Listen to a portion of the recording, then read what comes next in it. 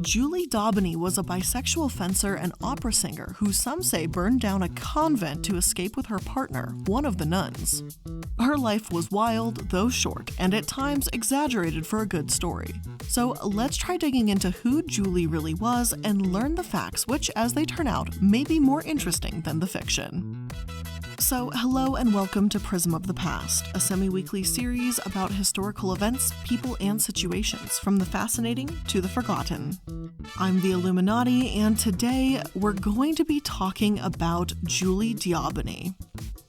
Every once in a while, I find out about this really interesting historical figure that I just had no idea existed, and her life is absolutely fascinating, full of twists and turns, and someone that I'm very excited to talk about, so let's get into it. Julie was born around 1670 to 1673. Her father was a secretary for King Louis XIV's Master of Horse, Count d'Armagnac, one of France's greatest nobles. Other sources write Comte, not Count, but it's the same man. The title of Master of the Horse simply means that this person would be the third dignitary in court, and all matters connected with the horses and hounds of the sovereign, as well as the stables, coach houses, stud, mews, kennels, and the like, are within their jurisdiction. In France, this position was known as the Grand Squire of France, and the office existed until Louis XVI's reign. The point is, her father was close with some incredibly important people. It's said that Julie first lived in the riding school at Toulouse Palace in Paris before moving with the court to the Palace of Versailles in 1682, when she would have been about 10 years old. However, while her father worked in this royal luxurious court, Julie was growing up in the great stables. And this wasn't just some barn, of course, it was the royal stables, and they were massive, according to one source. The opulent furnishings, gilded halls, and scenic gardens of Versailles are legendary. Less known is La Grande Écurie, one of the royal stables that once housed more than 2,000 horses for the court of Louis XIV. Designed by Jules Hardouin-Mansart, the royal architect responsible for Versailles' Hall of Mirrors, the Écuries were one of the most ambitious livery construction projects ever undertaken by a monarch. Commissioned by the king and constructed over 3 short years from 1679 to 1682, this magnificent horse arena became one of the most important features of the court, a place where the arts truly flourished, paving the way for classical dance as we know it today. Their proximity within grounds meant that each discipline influenced the other. This was not just because fencing, riding, and ballet require superb physical coordination and grace, but also because all three, not to mention painting, music, and sculpture at the time, were based on the harmony of the spheres, the ancient Greek concept revived during the European Renaissance that art, music, and bodily movement were attempts to reflect the cosmic workings of the universe based on mathematical principles. Measured ways of walking and bowing, for example, placed court behavior above that of tavern or country fair, at once mirroring the cosmos and underscoring the nobility's societal hierarchy through the complex rules of etiquette. This was a place where fencing, riding, dance, and the arts as a whole thrived. Julie too thrived there and was said to excel at fencing from an early age. Around this time, when she was about 12 years old or so, she started dressing like a boy so she could compete against other boys and men. Fencing wasn't unheard of among women, but competing against men was. However, just a few short years later, when she was around 14 or 15, Julie's life changed. She became the mistress of Louis de Lorraine, her father's employer. Now, there's little to no information out there about how her relationship with her father's employer began. Many of my sources simply say that she caught his eye and then just move on to the next stage in her life. I have no idea what their relationship was, but the man was around his mid-40s or so when he was sleeping with her, so it's a bit gross. One source describes this whole scenario a bit oddly, and it reads, "Growing up among men and boys, fierce Julie noticed quite early that she could not just command her own rapier, but also theirs with a coy glance or a flutter of dark lashes. Even so, she was between 14 and 15 years old. She became the mistress of her father's master. The Count was around 30 years older than her, married, and at the time the proud father of 14 children. He was still very handsome and a man with great manners and elegance. Julie took his heart by storm. He introduced Julie to the court and the world, spoiled her with presents, and took her to entertainments, but even for a man of his rank and status, having such a young mistress, an unmarried one on top of it, was not too good for the reputation. So Louis went in search of a husband for Julie so that their affair could continue. And yes, you're hearing that right. At least that's what some sources say. Others say it was her father who wanted her to be married, possibly because he found out about the affair.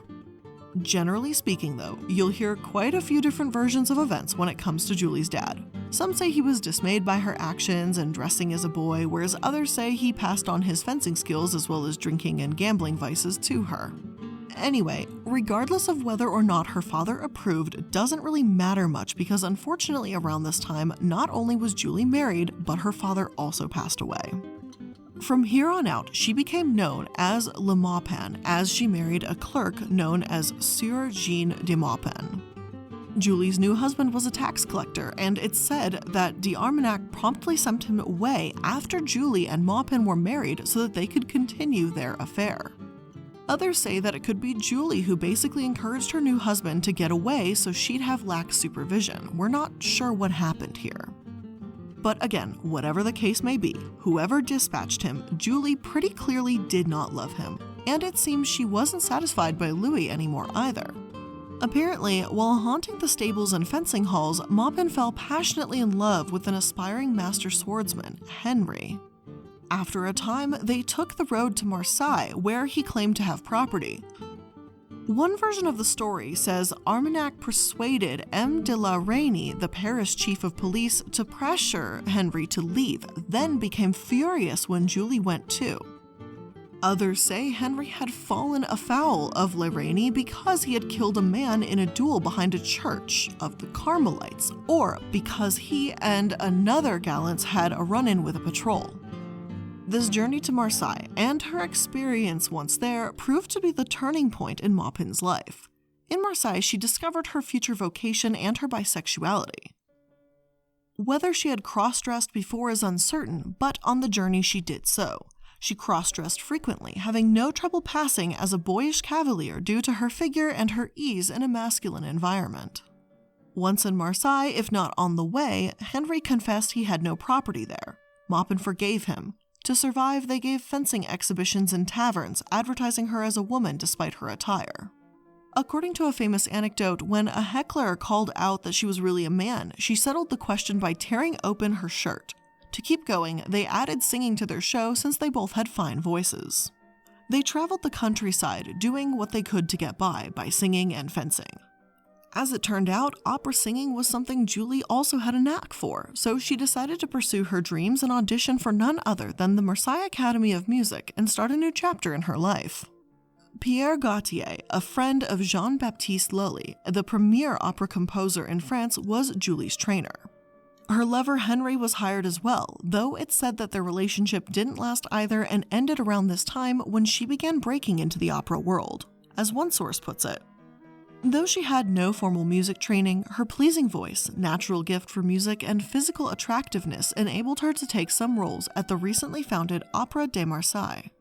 A lack of a formal musical education was not a hindrance for an opera career at the time, and her natural singing and acting talent and prodigious memory compensated for her inexperience. Opera was massive at this time. Opera singers were the celebrities, the entertainers, and Julie was on her way to becoming one of them. One young woman in particular seemed to admire Julie's performances, and the two of them fell in love, but of course, the young woman's parents were having none of it. She's just described as a beautiful blonde youth, with only one source giving the name possibly being Cecilia Bortagalli. So, unfortunately, I have no other details about this woman. It's said that her parents apparently sent her away to a convent in Avignon to separate the two. Julie, undeterred, posed as a postulant nun and entered the convent herself to resume the affair. So yeah, she broke into a convent to be with the woman she loved. However, obviously, Julie and this woman didn't want to stay there, so they hatched a plan to escape. When an elderly nun died, Julie stole the body and placed it on top of her lover's bed, setting a fire to disguise the corpse before they fled. Presumably, this was to make everyone believe that her blonde lover died in a fire when, in actuality, they had escaped to be together. One source writes, the affair only lasted 3 months before either Julie tired of the girl or the girl tired of the privations of life on the road. Either way, she returned to her family in Marseille. Once her tale was told, a tribunal was convened and Julie was convicted in her absence of body snatching, kidnapping a nun, and arson against a convent. The sentence was death by burning. Julie had become a fugitive. Now, there are some other sources that claim that Julie was actually sentenced under the name Sœur de Maupin, as the judges didn't want to admit the possibility of one woman abducting another, let alone from a convent. Either way, Julie was on the run. Now, before we continue on to take a look at how Julie went to rebuild her life yet again, we're going to take a quick break to thank today's sponsor. Do you ever wish you could listen to these episodes on the go without leaving your YouTube player open? Well, now you can, because all of my episodes are available in podcast form. If you didn't know that, well, now's the time to jump on board. It's free and easy. Simply click my Linktree link in my description box and it will pop up a little list of all my links of projects, social media, and of course, links to the podcast. Simply click on the link that says podcast and it will pull up a landing page to select your favorite place to listen to podcasts and just add mine to your list. And Spotify users, you guys get a little different button. It says Spotify on it because she wants to be a little quirky and not like the other links, but just click on that and boom, I'm on Spotify too. It's just an alternative if you want to download these episodes a little easier and, travel around, drive, do whatever you need to do and still catch up on what we're talking about this week. So that's the promo. Thanks. Let's go back now. Though she was wanted for some pretty intense crimes, Julie continued to have some incredible adventures. She continued singing in taverns and met a drunk cavalier at a tavern that she challenged to a duel. Apparently, he'd been crudely hitting on her after her singing and asked, "I've listened to your chirping, but now tell me of your plumage," which, as one source claims, is sort of a 17th century way of asking, like, does the carpet match the drapes? It's said that she fought this man and his 2 friends before she ran him clear through the shoulder. Just as he was stunned to learn she was a woman, she was stunned to learn that her opponent had been a young nobleman, Count d'Albert. Some say that d'Albert was actually the great romance of her life, and others say they were just lovers, and when he was recovered, he received orders to join the army, and so they parted. Some sources also claim that even in the following years, she continued sleeping with Albert and at one point threatened to blow the brains out of another woman he was sleeping with. She even did this in a church while the woman was in prayer. Albert and Julie continued on after this. He even sent her a touching poem at one point while he was in the army, but he continued sleeping with other women, so they didn't last. Julie wasn't done with the opera though, and she wouldn't be on the run for long. After her initial encounter with Comte d'Albert, she took singing lessons from a retired teacher and paired with a new lover, who also fancied himself as a singer. Marcal was her instructor for some time, and he did encourage her to apply to the Paris Opera, but it's said that his drinking interfered with his ability to teach, so Julie left for Paris with her lover, Gabriel Vincent. One source states, together they returned to Paris, and on their first day there, while Julie was visiting her old lover d'Armagnac to convince him to arrange a pardon for her little indiscretion in Provence, Thevenard auditioned for the opera and was hired immediately. His condition was that Julie also be allowed to audition, and the opera reluctantly agreed. So, by the age of 17, she found herself a member of one of the world's greatest musical companies. Some sources state that Julie was in fact pardoned and went on to appear in these major opera productions, whereas other sources say that she didn't have instant success. King Louis XIV apparently found her tales amusing, so she was permitted to enter the city. But she had to befriend a retired singer named Bouvard to get her a second audition. Thankfully, she got in and began to rebuild her opera life anew, building a new name for herself as La Maupin. La Maupin's Paris debut was at the role of Pallas in a December 1690 revival of Lully's first opera. The main draw for this production was the appearance of star soprano Marie Larocha in the little role of Hermione. Larocha had been performing roles for Lully and other top composers with the Paris Opera since 1678. Quite the opposite of La Maupin, her reputation was built on her artistic skills as a trained musician rather than her offstage exploits. La Maupin's notoriety had preceded her, and this as much as her singing talent caused a sensation at her debut. After finishing her part, La Maupin acknowledged the audience's approval by doffing her helmet and bowing, allowing her long blonde hair to flow over her shoulders. thereby inspiring even more frenzied applause. Debuting 3 years after Lully's death, she was to sing in revivals of most of the great composer's operas throughout her career. Between 1690 and 1694, she appeared in many major productions for the Paris Opera, becoming famous under the stage name Le Maupin. But Julie unfortunately was not just done with scandal yet. Once again, sources kind of disagree on how exactly these controversies around her happened, but the thread is generally the same.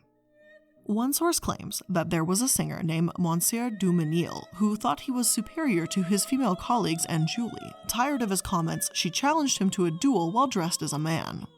He refused, so she beat him up with a cane, then stole his watch and snuff box. Apparently the next day, Dumenil made a fuss about how he was assaulted by 3 strong men the previous night, and Julie called him out and proved it to everyone by returning his watch and snuff box. It's said that everyone, except him, found this hilarious. Of course, there were far more known scandals that took place around this time, like in 1695. This source claims that Julie wasn't concealing her gender, though she was dressed in a court and breeches when she went to a ball and asked a noblewoman to dance. One source states that while dressed as a man at a court ball, she kissed a woman that 3 noblemen were seeking. Whether she was disguised as a man or a woman, the events thereafter are the same. The men challenged her to a fight, and she defeated all 3 in fencing duels. What a badass. It is worth noting, though, that my sources also disagree on if she actually killed these men or not, which, well, would probably be the reason dueling was illegal to begin with. Apparently, Julie was worried that she would face arrest, but yet again, Louis XIV was amused by her antics and didn't arrest her because, after all, the laws against dueling were directed towards men, not women. A separate source says that this was Louis XIV's brother that reminded him of this, but regardless, Julie got away with dueling yet again. Just to be safe though, and considering that all the nobles weren't exactly thrilled with her for this, she fled to Brussels, where she stirred up even more trouble over there. There she had an affair with Maximilian Emanuel, the ruler of Bavaria. When the affair ended, he sent the husband of his new mistress around 40,000 livres to pay off Julie. Enraged, she threw the purse at his head and chased him out of the house. When he returned, he found her and the money gone. Pride was pride, but 40,000 was a lot of money after all. Other sources state, escaping to Brussels, she resumed her singing career, appearing in the Opera du Quai aux Fonds between the late 1697 and mid-1698. Her wild behavior showed no sign of abating. During a suicide scene with Johann Wolfgang Frank in Nice, Le Maupin intentionally stabbed herself with a dagger. During her stay in Brussels, she was the mistress of the Elector of Bavaria. Finding her too much to handle, he offered her 40,000 francs to leave him. She left to return to Paris, but threw the money at the Elector's feet as a parting gesture. Apparently, stabbing yourself on stage during an opera is just a little too much to handle. Not sure I can exactly blame the Elector for that one if I've got to be honest, but hey, either way, this escapade, Julie finished her time in Brussels and decided it was time to go back home. Sometime before returning to France, the affair of the radishes occurred. One story that states how, needing money to return to Paris, she became a maid to the wife of a royal minister. Once she saved enough money, she took her revenge on the woman by pinning small fresh radishes to the back of her head to make her look bad at a ball. When this countess returned home, Julie was gone, off to Paris again. It's said that upon her return, Julie went straight to her old ways for which she was known for. She was said to defend chorus girls against lecherous barons and pompous tenors, yet she again was falling in love, and she was once more shedding blood on the stage. It's said that she resumed her operatic career just in time for the star Le Rocher retired from the stage in 1698. With Le Rocher, the star soprano we mentioned earlier, now living a quiet life teaching music, Le Maupin was able to take more leading roles, and her operatic career reached its peak between 1698 and 1705. Her offstage dueling and romantic escapades ensured that her name was well known even among non-opera goers as the subject of gossip and popular songs. Her old lover Theobald, who helped get her hired at the Paris Opera in 1690, was still with the company. Reacquainted, the couple resumed their tempestuous relationship on and off stage. During one of their spats, Le Maupin bit his ear during a performance, drawing blood. One of these roles in 1701 was an opera called Tancred, written specifically for Julie. The story was set in the Crusades, where a warrior princess falls in love with a crusader knight.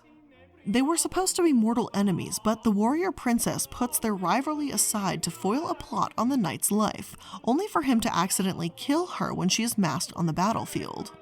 Around this time, Julie was described as having the most beautiful voice in the world, even as her illegal dueling continued unabated.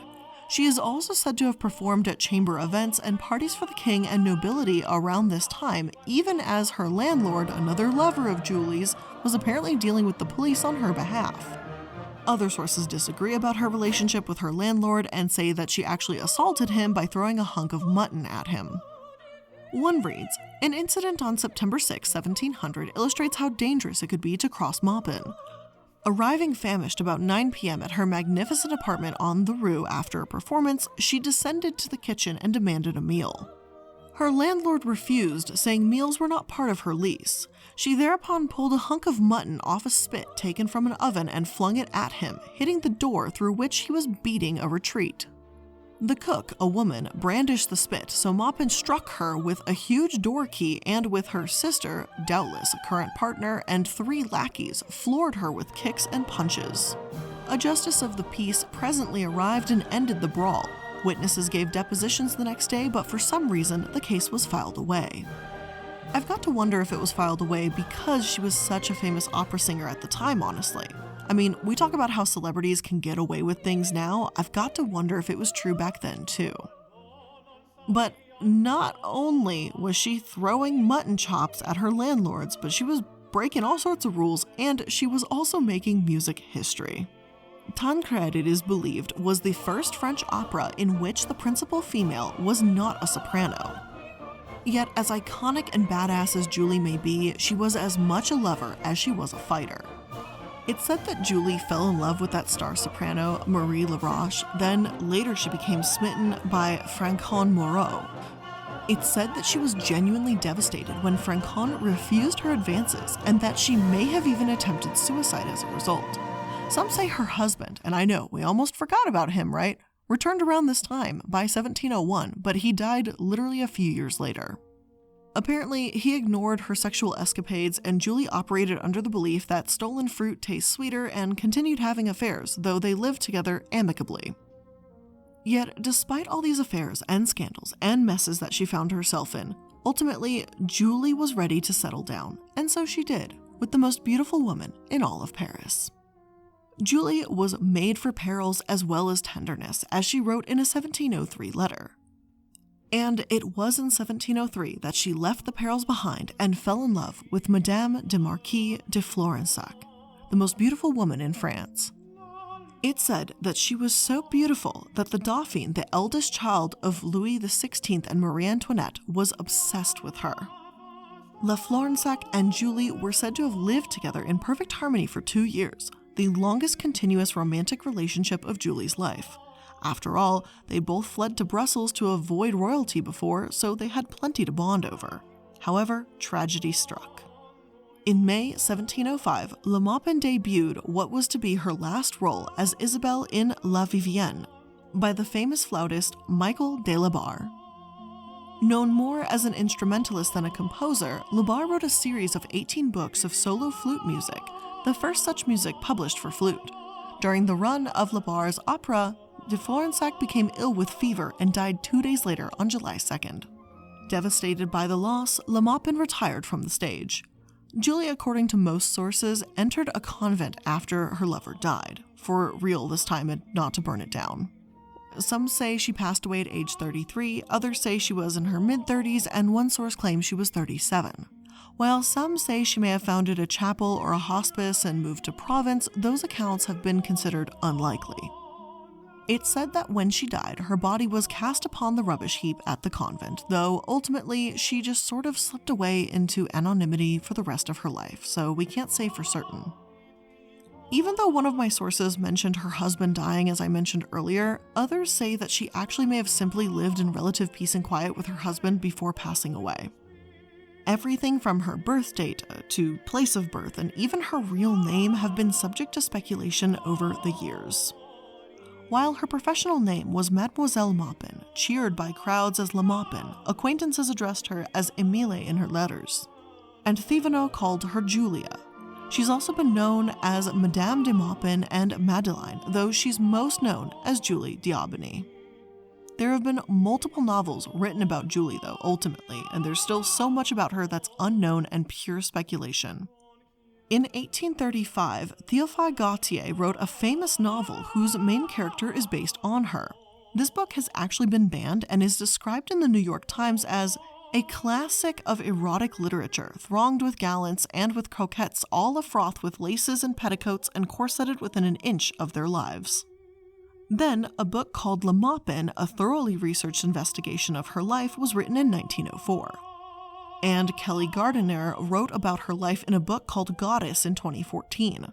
Goddess has been given a ton of praise in recent years, and it will be coming to the big screens soon, so I absolutely cannot wait to see that movie when it's released. Not only has Julie affected opera history, but she honestly was just kind of one of my new low-key favorite people to learn about. A bisexual fencer and well-known opera singer. Though her life was short, her legacy will absolutely live on. But with all of that being said though, that's where I'm ending today's episode of Prism of the Past. I hope you learned something new, I hope you enjoyed it, and if you did, let me know your thoughts about it. Thank you for spending a bit of your time with me here today, and I'll see you in the next one. Bye!